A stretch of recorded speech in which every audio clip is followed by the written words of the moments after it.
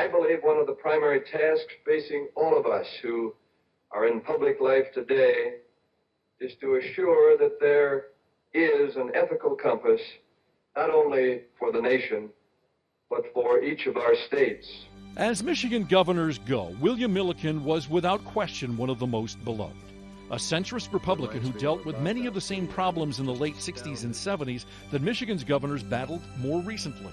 We'll be asking the people of Michigan to provide greater revenue so that the combination can enable us to survive what is the most serious crisis the state has faced since early in the 30s with the Great Depression. Milliken shepherded the state through tough times and came out on the other side with a far better public reputation than he had in office.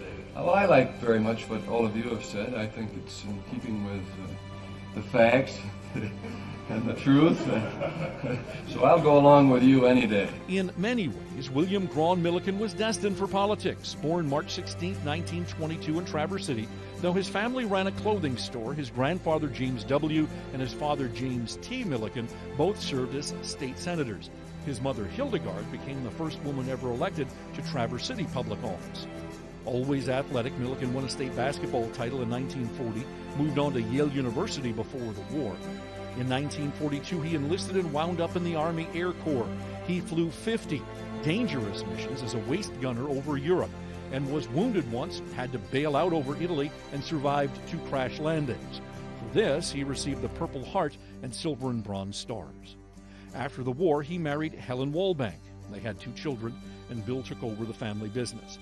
But in 1947, Governor Kim Sigler appointed Milliken to the Michigan Waterways Commission because of his strong conservation credentials.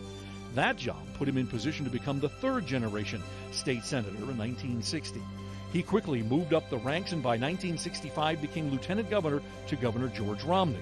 Romney then went to Washington as President Richard Nixon's Housing and Urban Development Secretary, so Milliken took the governor's chair in early 1969.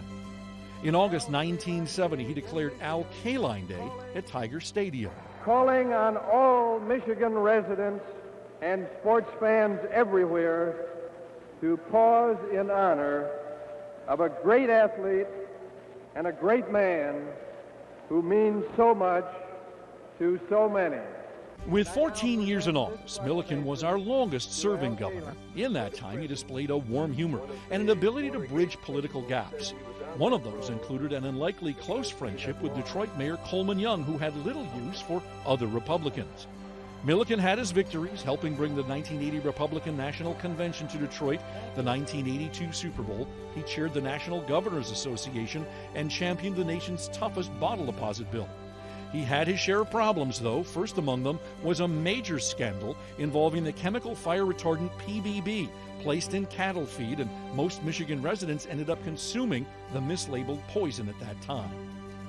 There was the embarrassment of having his car stolen from the 1980 Republican National Convention, a never-ending struggle with budget deficits in the brutal late 70s and early 80s economic downturn that started the auto industry's decline. I will ask the legislature to increase the personal income tax by 0.7%. Not a popular move and one undone in the years since.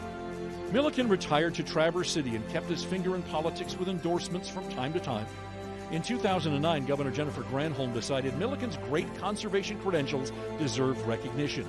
In one of his last major public appearances, the former governor was there to see Milliken State Park and Harbor dedicated in the shadow of the Wrense. I'm humbled. In many ways, that was his hallmark. Much like Al Kaline, William Milliken was a man who meant so much to so many.